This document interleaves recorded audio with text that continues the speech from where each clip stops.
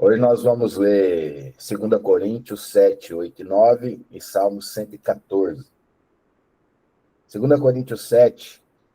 Amados, visto que temos essas promessas, purifiquemo-nos de tudo que contamina o corpo e o espírito, aperfeiçoando a santidade no temor de Deus. Conceda-nos lugar no coração de vocês.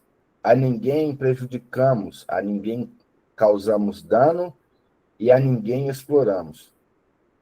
Não diga isso, não digo isso para condená-los. Já lhes disse que vocês estão em nosso coração, para juntos morrermos ou vivermos. Tendo grande confiança em vocês e de vocês, tenho muito orgulho. Sinto-me bastante encorajado, minha alegria transborda em todas as tribulações. Pois quando chegamos à Macedônia, não tivemos nenhum descanso, mas fomos atribulados de toda forma, conflitos externos, temores internos. Deus, porém, que consola os abatidos, consolou-nos com a chegada de Tito. E não apenas com a vinda dele, mas também com a consolação que vocês lhe ministraram.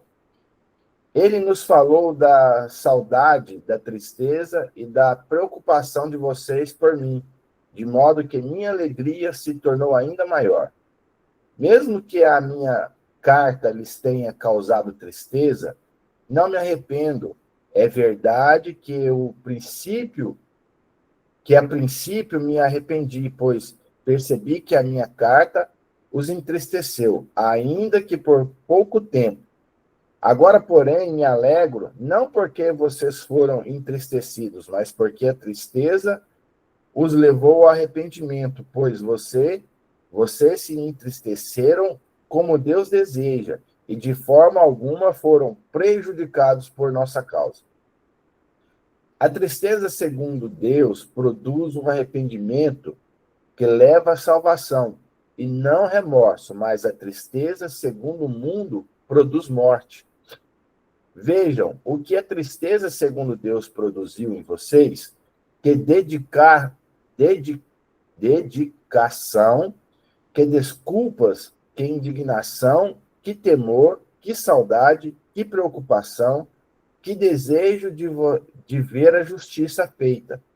Em tudo vocês se mostraram inocentes. E se a respeito. Assim lhes escrevi, não foi por causa daquele que cometeu o erro, nem daquele que foi prejudicado, mas que, diante de Deus, vocês pudessem ver por si próprios como são dedicados a nós. Por isso, tudo fomos revigorados.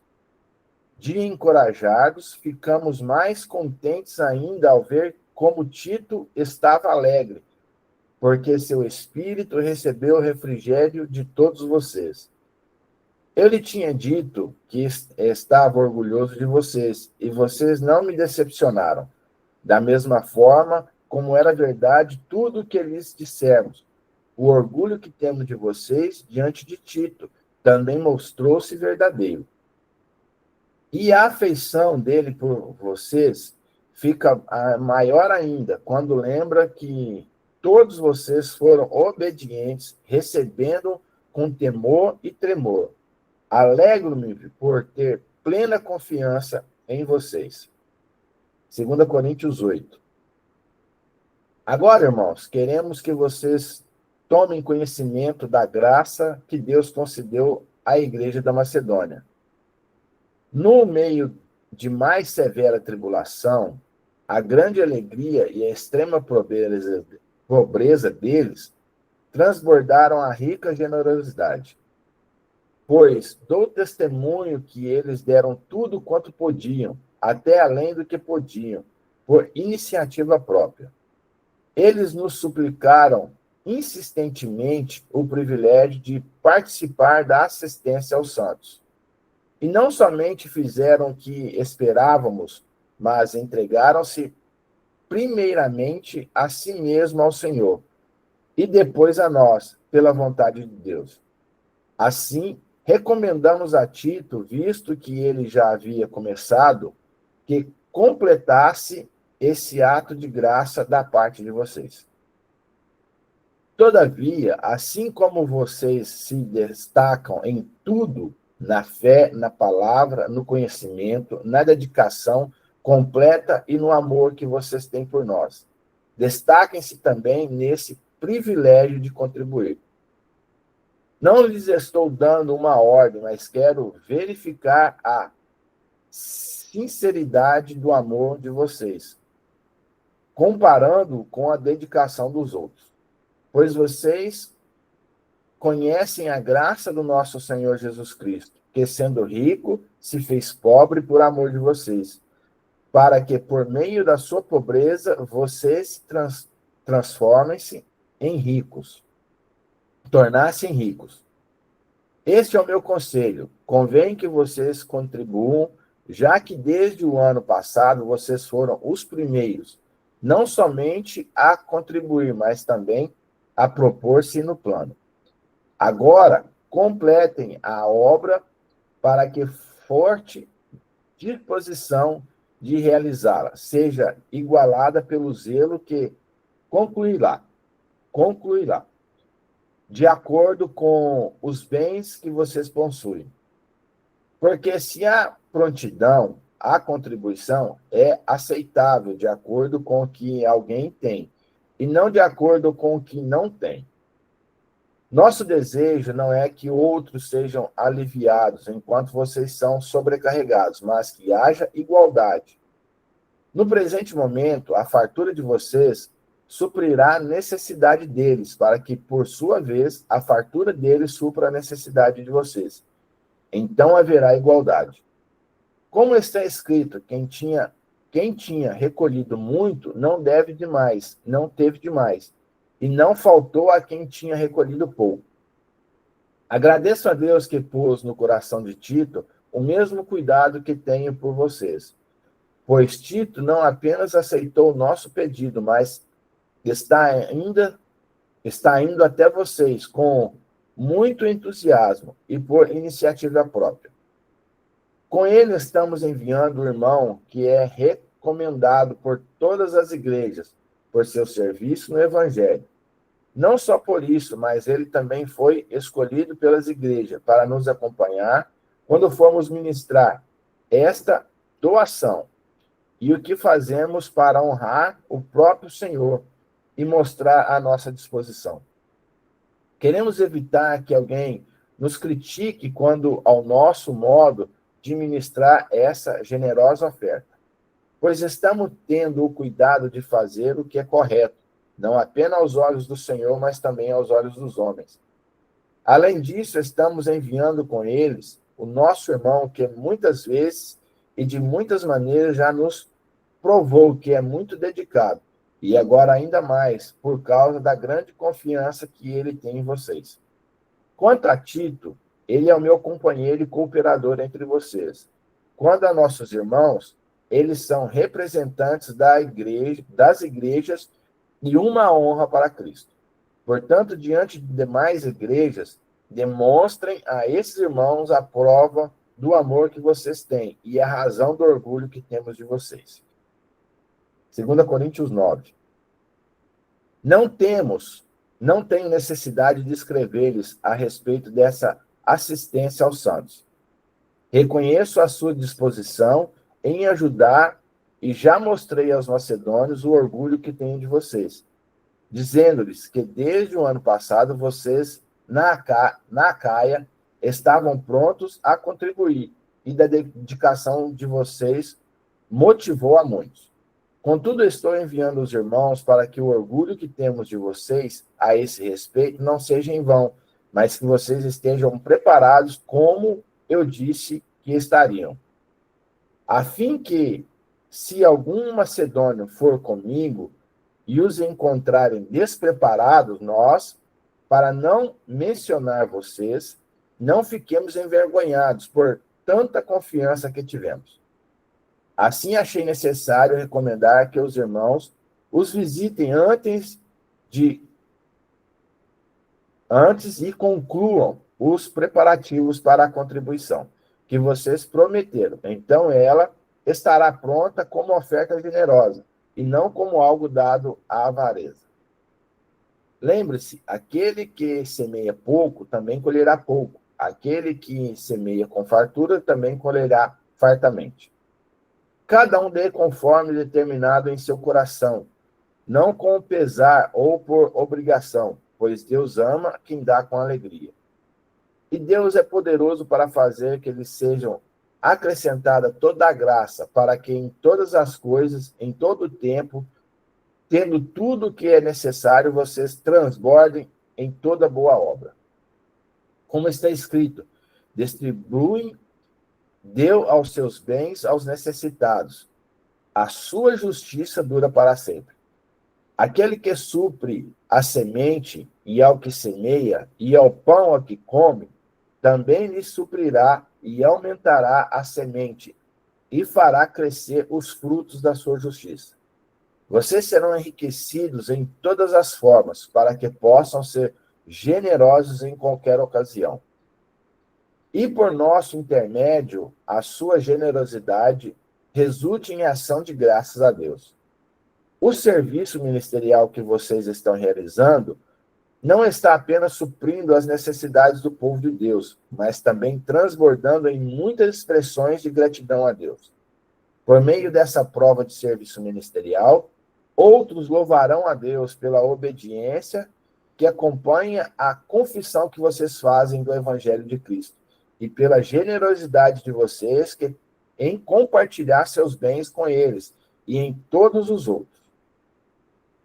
E nas orações que vocês fazem por vocês, eles estarão cheios de amor por vocês, por causa da insuperável graça que Deus tem dado a vocês. Graças a Deus por seu dom indescritível. Salmo 114. Quando Israel saiu do Egito e a casa de Jacó saiu do meio de um povo de língua estrangeira, Judá tornou-se o santuário de Deus e Israel o seu domínio. O mar olhou e fugiu, o Jordão retrocedeu. Os montes saltam como carneiros, as colinas como cordeiros. Por que fugir o mar? E você, Jordão, por que retroceder? Porque vocês saltaram como carneiros ou montes, e vocês, colinas, por que saltaram como cordeiros? Estremeça na presença do soberano, ó terra, na presença do Deus de Jacó. Ele fez da rocha um açude e do rochedo uma fonte. Amém?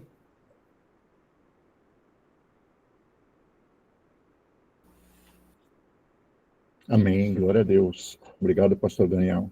Tremenda leitura, muitas chaves, muitas coisas que o Senhor está liberando através dessa palavra para nós nesse dia. Então nós vamos analisar um pouco esses capítulos que nós lemos, vamos entender um pouco melhor como Deus está falando conosco através desses capítulos. A primeira coisa que nós vamos ver, irmãos, no capítulo 7, o versículo 1, ele já faz um resumo de todo o capítulo. Porque o versículo 1 fala, amados, visto que temos essas promessas, e aqui nós precisamos saber de que promessas nós estamos falando. Essas promessas estão no final do capítulo 6, onde ele, a partir do versículo 16, fala, habitarei com eles, e entre eles andarei, serei o seu Deus, e eles serão o meu povo. Portanto, saiam do meio deles e separem-se, diz o Senhor. Não toquem em coisas impuras, e eu os receberei. E lhes serei pai, e vocês serão meus filhos e filhas, diz o Senhor Todo-Poderoso. São essas as promessas que está se referindo aqui no versículo 1 de 2 Coríntios 7. E ele diz como nós podemos alcançar essas promessas. Purifiquemo-nos de tudo que contamina o corpo e o espírito. E aqui ele está falando, em primeiro lugar, de decisão. Nós precisamos decidir a cada dia, entregar a nossa vida, entregar o nosso dia, entregar os nossos pensamentos, entregar tudo o que temos e somos diante de Deus, reconhecer o senhorio dele. E continua, aperfeiçoando a santidade no temor de Deus. Só tomando as decisões, só estando na presença de Deus, só tendo uma vida de oração, de leitura da palavra, de jejum, de conhecimento de Deus, de aprendizado de Deus, só assim nós verdadeiramente vamos viver a santidade. E vivendo a santidade, nós estamos falando aquilo que Paulo ensinou que nós deveríamos fazer, porque Paulo diz muitas vezes que nós devemos ser imitadores de Cristo. Nós olhamos também um outro versículo que explica também de uma outra forma o que nós lemos agora, em Tiago 4:7, quando a palavra fala, portanto, submetam-se a Deus, resistam ao diabo e ele fugirá de vocês. Se nós submetermos cada decisão, cada momento da nossa vida, cada coisa que nós fazemos, nós estamos resistindo àquele que é o nosso inimigo e àquele que é a nossa destruição. E nós estamos concordando com o Senhor, com o plano dele, com o que ele tem para as nossas vidas.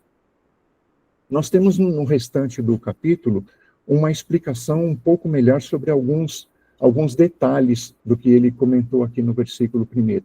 Mas a gente precisa recordar primeiro que Corinto era uma igreja complicada, difícil, tinha muitas divisões. Vocês devem se lembrar de alguns comentários que a gente teve, algumas explanações nos últimos dias. A igreja eu sou de Paulo, eu sou de Pedro, eu sou de Apolo, eu sou de Cristo, práticas mundanas, práticas de carnalidade, tinha muita imaturidade na igreja de Corinto. Mas Paulo ficou muito contente com a chegada de Tito, que era seu companheiro. No versículo 6 ele fala, Deus, porém, que consola os abatidos, consolou-nos com a chegada de Tito, e não apenas com a vinda dele, mas também com a consolação que vocês lhes ministraram. E nos falou da saudade, da tristeza e da preocupação de vocês por mim, de modo que a minha alegria se tornou ainda maior. Então, Paulo reconheceu que com a presença de Tito, trazendo notícias sobre a igreja de Corinto, já estava acontecendo um mover, já estava acontecendo uma mudança, já estava acontecendo uma atitude entre os irmãos da igreja de Corinto para mudar aquela realidade que Paulo estava sabendo que existia ali na igreja de Corinto. E isso aconteceu também, como diz o versículo 8, tem um detalhe bastante interessante aqui, mesmo que a minha carta lhes tenha causado tristeza, não me arrependo. Aqui tem um detalhe interessante, porque todos os historiadores e estudiosos da Bíblia concordam que Paulo chegou a escrever uma terceira carta para Corinto, os irmãos de Corinto. Essa carta está perdida, mas era para nós termos aí primeira, segunda e terceira aos coríntios, mas não temos porque nunca foi encontrada essa carta. E Paulo está descrevendo que essa carta pode ter causado tristeza, porque com certeza Paulo foi duro, foi firme com os irmãos a respeito dos erros, das coisas que estavam acontecendo. E é assim que muitas vezes aqueles que são nossos líderes, aqueles que são nossos pais espirituais, aqueles que estão colocados por Deus sobre as nossas vidas, precisam ser conosco, para que nós estejamos corrigindo a nossa rota, corrigindo as nossas ações. Nós já ouvimos testemunhos de diversas pessoas aqui que buscaram aconselhamento, que buscaram uma palavra e foram confrontados com o seu pecado, com a situação, com aquilo que estavam fazendo. E o que aconteceu com isso? O que aconteceu foi, no versículo 9 e 10, arrependimento. E esse é o detalhe mais importante do capítulo 7. O povo da igreja de Corinto aplicou diante de Deus arrependimento. Versículo 9. A tristeza, segundo Deus, produz um arrependimento que leva à salvação, e não remorso.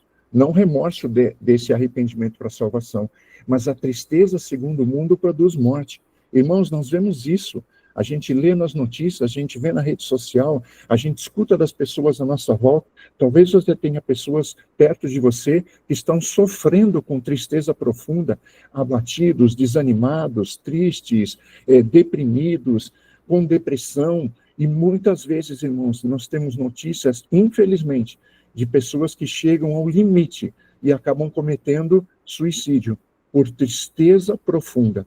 Nós precisamos entender, irmãos, que Deus tem o melhor para as nossas vidas, que Deus tem cura para as nossas vidas, e que se nós temos alguma tristeza que vem de Deus, essa tristeza é para nos levar ao arrependimento, e não como a tristeza no mundo que quer nos levar para a destruição.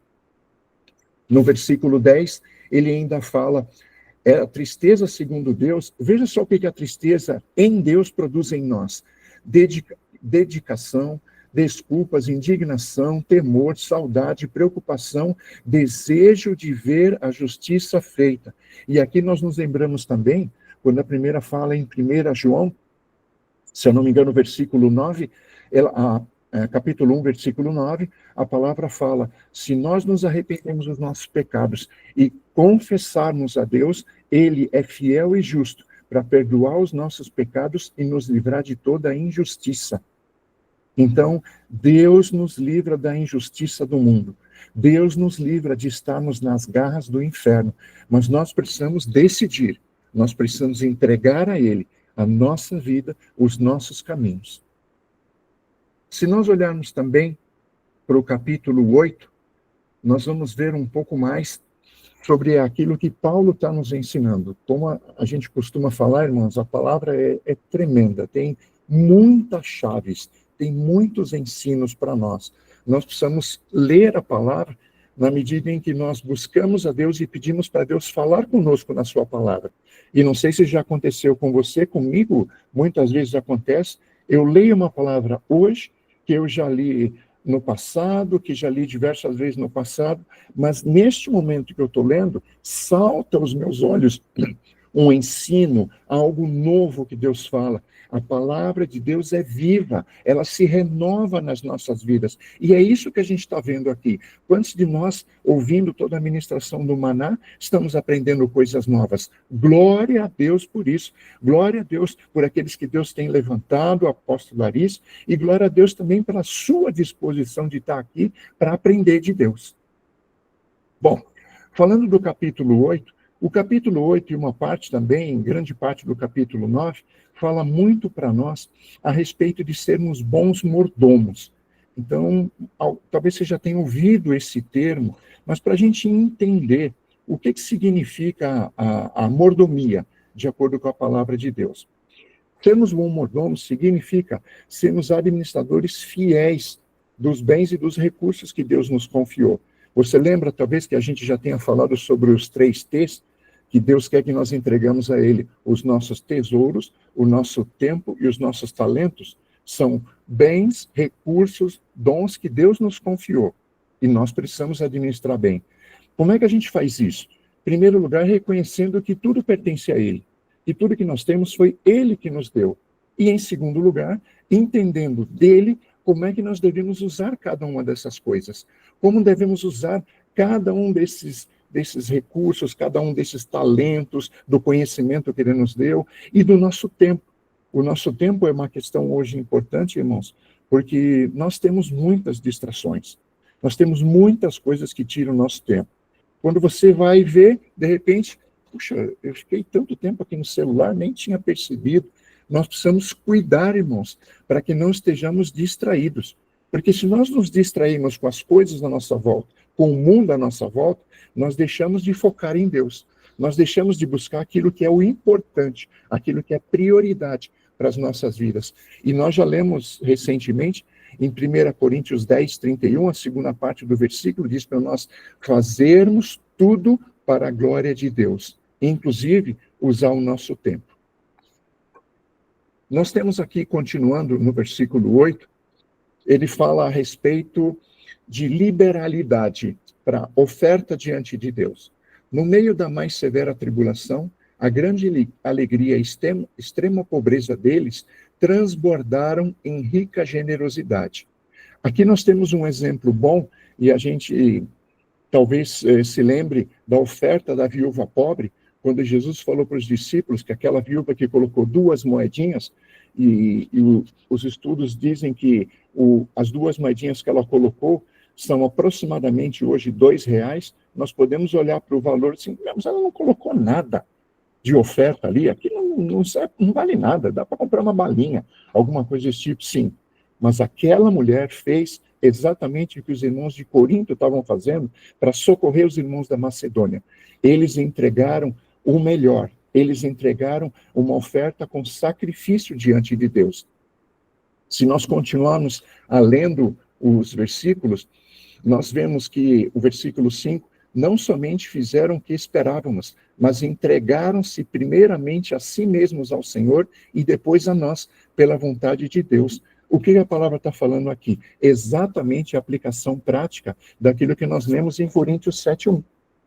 Lembra que nós falamos? Purifique aquilo que contamina o corpo e o espírito, aperfeiçoando a santidade. Foi exatamente o que eles fizeram. E eles reconheceram aqui que as pessoas são mais importantes do que os recursos. Hoje em dia nós estamos vendo, irmãos, pessoas que estão fazendo errado. As pessoas estão usando as pessoas à sua volta e amando as coisas, amando os bens, amando animais, amando uma série de coisas. Enquanto nós somos chamados para usar as coisas, mas amarmos as pessoas à nossa volta, assim como Deus nos amou. E nós vemos aqui que eles fizeram isso, como nós lemos aqui, não fizeram somente o que esperávamos, eles fizeram mais do que esperávamos, e eles fizeram exatamente como, por exemplo, Davi fez, quando foi comprar a eira de Araúna.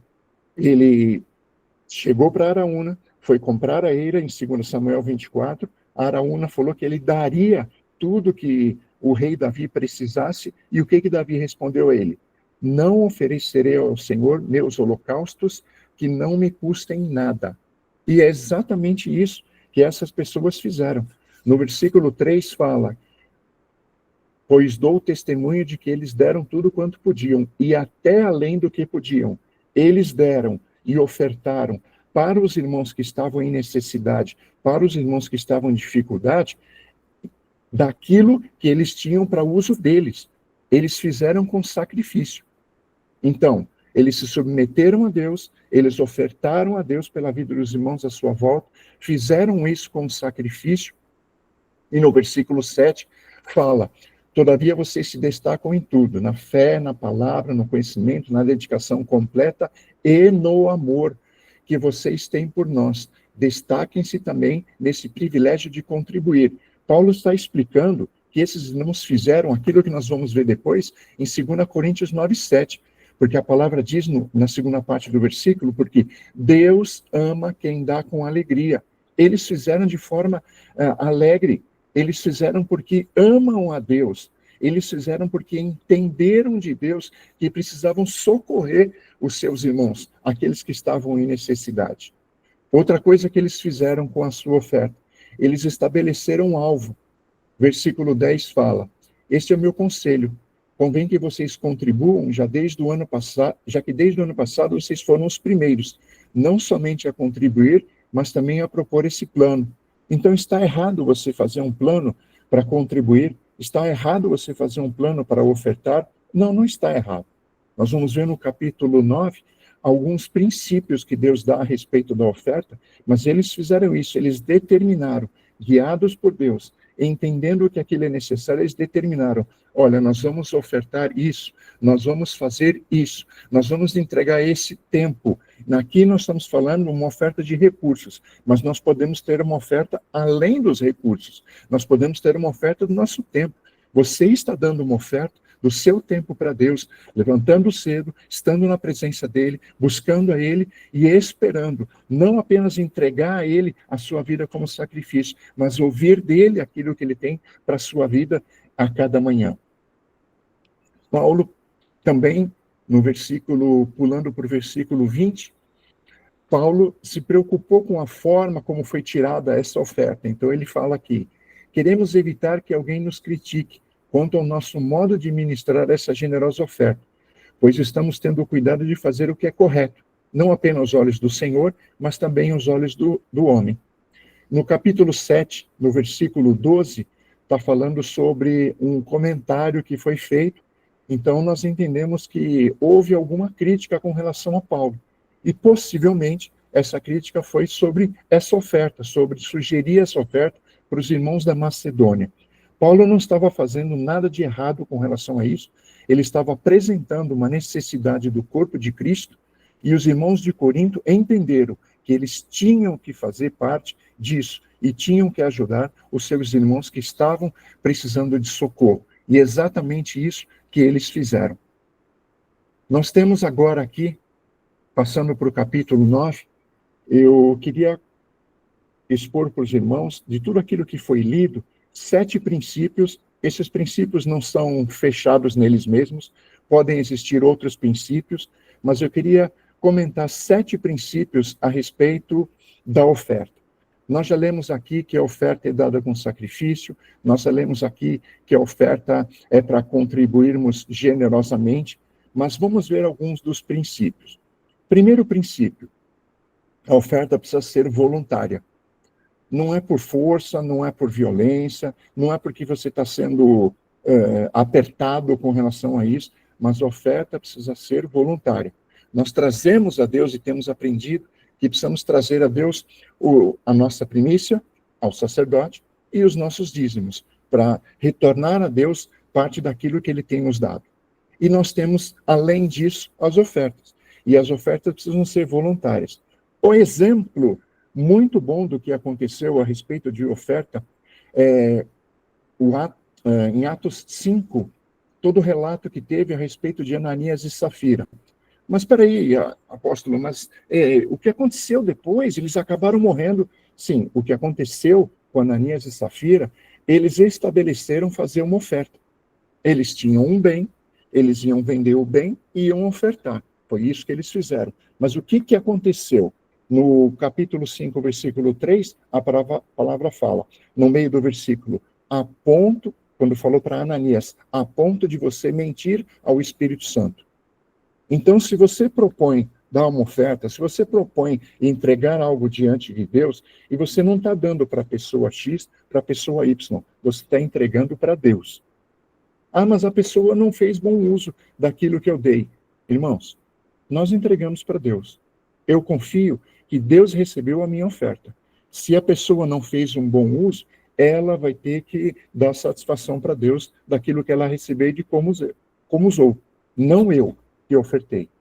Então nós vemos aqui Ananias e Safira. Por que aconteceu tudo aquilo com eles? Porque eles se comprometeram com Deus a ofertar. E o que aconteceu? Eles pegaram, venderam o bem, reteram uma parte, entregaram o restante, está aqui o valor. Eles mentiram para Deus. Isso nós não podemos fazer. Nós temos que ser voluntários, nós temos que ser movidos pelo Espírito para ofertar diante de Deus.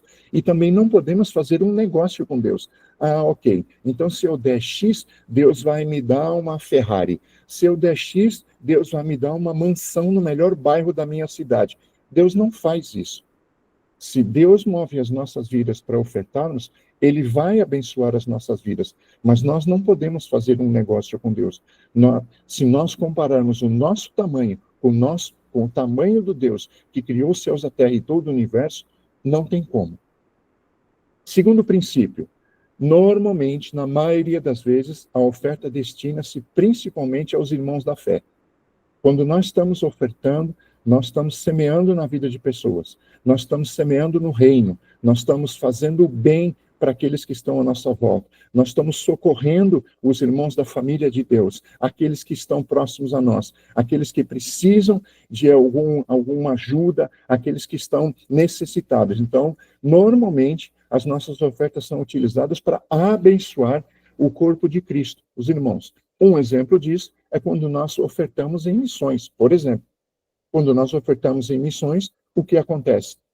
Nós estamos ofertando na vida de um missionário, na vida de uma obra que vai ser feita, na própria igreja onde nós estamos, para quê? Para que mais pessoas, para que a igreja seja estabelecida, para que mais pessoas sejam alcançadas e sejam tiradas da miséria financeira, da miséria espiritual, e para que Deus crie na vida das pessoas à nossa volta um espírito de gratidão. Porque nós vimos aqui a respeito da tristeza de Deus. quando Deus constrange as nossas vidas com aquilo que ele tem feito e traz alguma tristeza para nós, ele traz essa tristeza para salvação, para arrependimento, para transformação de vida. Ah, mas a oferta normalmente é só para socorrer os irmãos? Não necessariamente. Ela pode também, terceiro princípio, ela pode ser utilizada também para manter a casa de Deus.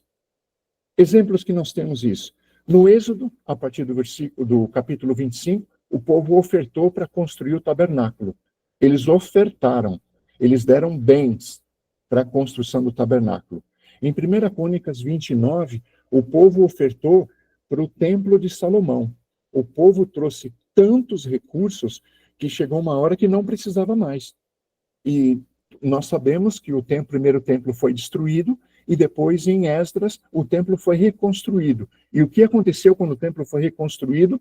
O povo novamente ofertou para a reconstrução do templo. Então, nós ofertamos para que a estrutura da casa de Deus se mantenha, para que nós tenhamos um lugar onde nós nos reunimos e nós adoramos a Deus e estamos juntos, porque é importante nós estarmos em comunhão, estarmos em união e nos reunirmos como igreja. Quarto princípio, a oferta é uma obrigação moral de cada um de nós, de cada um dos filhos de Deus. E quando nós não ofertamos, nós estamos mostrando a ausência, a falta do amor de Deus. Em 1 João 3, a palavra fala, se alguém tiver recursos materiais e vendo seu irmão em necessidade e não se compadecer dele, como pode permanecer nele o amor de Deus? Se nós olhamos à nossa volta e vemos pessoas à nossa volta precisando, e algumas vezes eu tenho visto isso na minha vida, em pessoas que aparecem e batem aqui na nossa porta, pessoas que nós conhecemos, que passam alguma necessidade, e muitas vezes a gente ajuda de alguma forma, quanto mais quando nós estamos falando dos nossos irmãos em Cristo, dos filhos de Deus. Quinto princípio, nós temos a responsabilidade de contribuir, de ofertar, porque nós somos membros do corpo de Cristo. Então, as pessoas de fora do corpo de Cristo podem ofertar, podem não ofertar, eles não têm nenhuma responsabilidade com relação a isso, mas nós temos. Nós acabamos de ver no quarto princípio que se nós não fazermos isso, o amor de Deus não permanece em nós. Então, nós temos responsabilidade de fazer isso. E uma questão importante é que nós não podemos ter avareza e egoísmo, assim como as pessoas que estão sendo ajudadas, as pessoas que estão sendo socorridas, também não podem ser ociosas.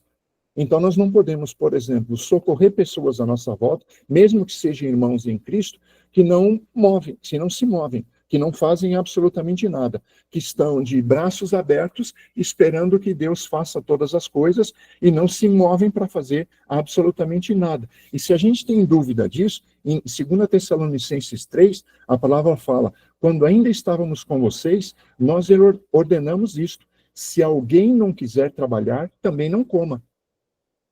E eu me lembrei, quando estava escrevendo esse quinto princípio aqui, de uma ministração de tempos atrás.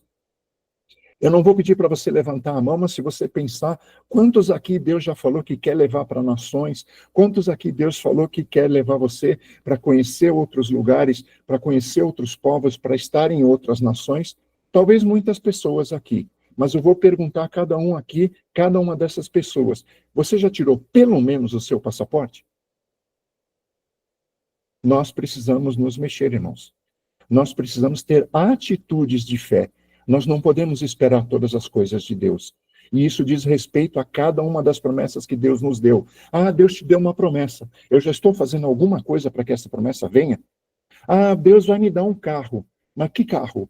Qual é a finalidade? Que tipo de carro você precisa? Você precisa de um carro econômico? Você precisa de um carro grande para levar a família toda, para levar todos os irmãos para a igreja? Que tipo de recurso você precisa? Nós precisamos ter atitudes de fé. Não basta nós orarmos a Deus. Nós precisamos ser específicos e Deus precisa olhar para nós e ver, olha, o Cláudio, o João, a Maria, o José, eles estão tendo atitudes. Eu vou abençoá-los porque eles estão se movendo. Sexto princípio, talvez um dos mais importantes aqui, irmãos, a lei da semeadura. Lucas 6,38. Dai e ser-vos-á dado.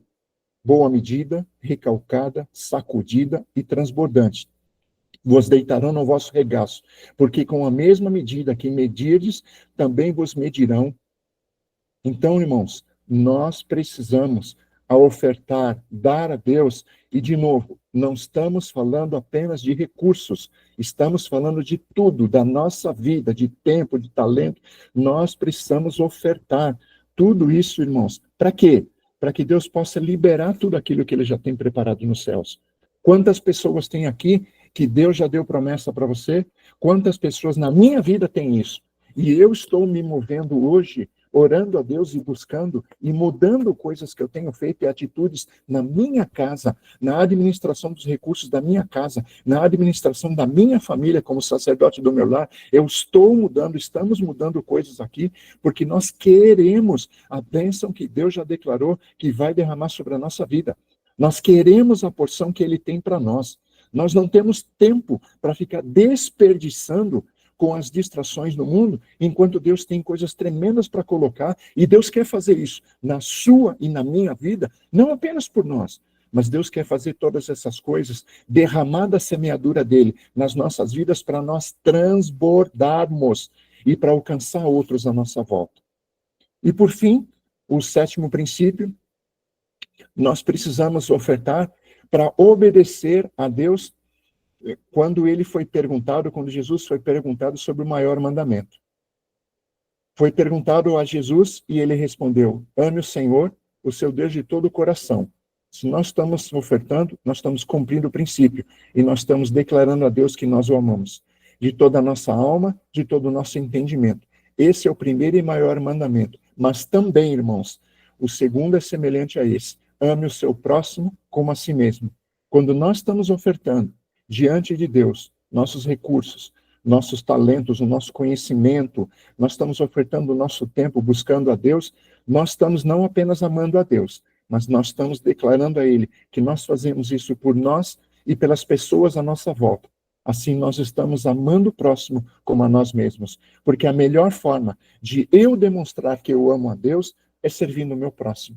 É servindo a pessoa que está dentro da minha casa, em primeiro lugar, do meu teto, perdoando, amando, ministrando, orando por essa vida, fazendo isso pela minha parentela, fazendo isso pelas pessoas que trabalham comigo, pelas pessoas que estudam comigo, pelos meus vizinhos, por aqueles que estão à nossa volta, porque Deus quer levantar a sua e a minha vida como faróis que levam a luz de Cristo para todos os lugares.